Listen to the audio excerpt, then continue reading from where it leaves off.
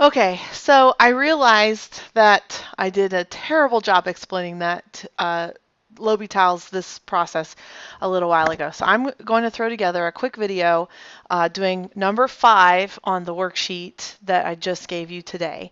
And we're going to go through and do this the way you'll want to handle the rest of them after that, okay? So the first thing we want to do is realize that this guy right here, he's going to be my f of x. Okay, so off to the side, I'm going to call f of x the quantity e to the x plus x to the 1 over x. Okay, so my goal is to find the limit as x approaches 0 from the right of f of x. Okay, so what I'm going to do up here now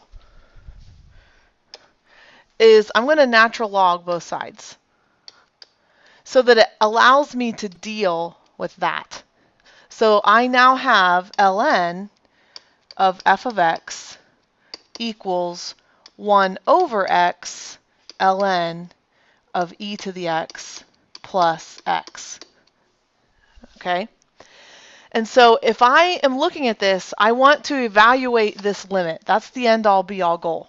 Okay? So I'm going to take the limit of both sides now. Oop.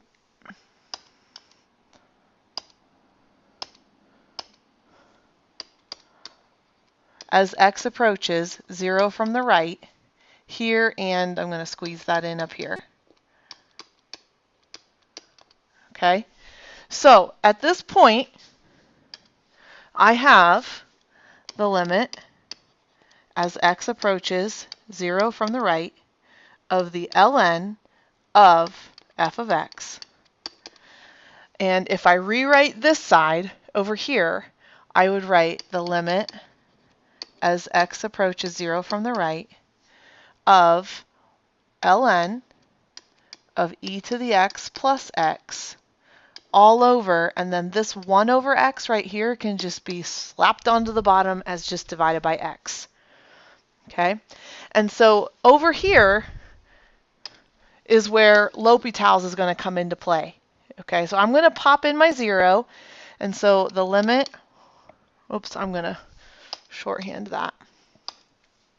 So I would have ln of e to the 0 plus 0 all over 0. And when I look at that, e to the 0 is 1, 1 plus 0 is 1, and ln of 1 is 0. So I do have the indeterminate form 0 over 0.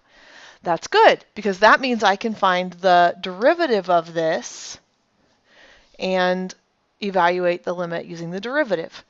Okay, so I'm going to take this over here. Okay, no, yeah. And so the derivative of that, ln's derivative, is 1 over the inside chained on with the inside's derivative. So e to the x's derivative is e to the x plus 1 would be for that piece all over, and then the derivative of the bottom is just 1. Okay, so remember, I'm finding now the limit as x approaches 0 from the right of that. And so when I plug in my zeros now, I have e to the 0 plus 1 over e to the 0 plus 0. Okay, and e to the 0 plus 1, e to the 0 is 1, so I have 1 plus 1 all over 1 plus 0. So I get 2. Okay, now why does that matter? Because 2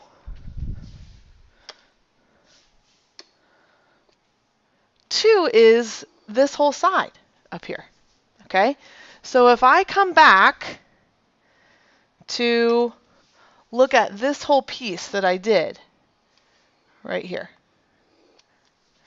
okay, I ln'd both sides, and I also took the limit of both sides. And this whole piece on this side is equal to 2. I figured that out already. So if I go back to my original problem, I'm going to take from here down. Okay, the limit as x approaches 0 from the right of ln of f of x, we found that out to be 2. So what I'm trying to do, using the idea of what we talked about earlier today, I can take this ln and plop it onto the front right there. So I have ln of the limit as x approaches 0 from the right of f of x. We knew that equaled 2. Well, folks, this was what I was looking for in the first place. So to get rid of this, I have to undo ln by e'ing both sides. And so I know that the limit as x approaches 0 from the right of f of x, my original up there, is going to be equal to e squared. And that is approximately 7.389. E squared is. Okay? And if you graphed this original right here, you would find that it's undefined at 0. But as we approach 0 from the right, it does in fact scroll through that 7.389.